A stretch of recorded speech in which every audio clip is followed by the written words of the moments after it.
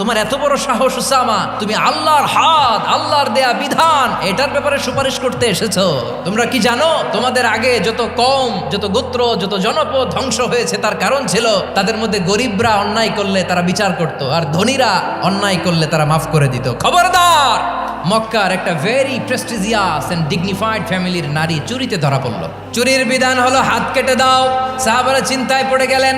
আল্লাহর নবীর সামনে দাঁড়িয়ে আল্লাহর দেয়া বিধান থামিয়ে দেওয়া, মাফ করে দেওয়া, এই কথা বিশ্বনবীর সামনে বলার সাহস তো কেউ রাখে না।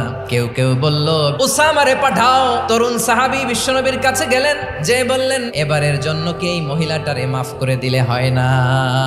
বিশ্বনবী বলেন, জেনে রেখো উসামা, আমার কলিজার টুকরা নয়নের পুটুলি ফাতেমাও যদি চুরির দায়ে ধরা পড়তো, আমি বিশ্বনবী ধরে ফাতেমার ডান হাতটা কেটে দিতে এক বিলম্ব দেরি করতাম না। এই ছিল বিষ্ণু ইসা ইসলামের আদালতের নমুনা।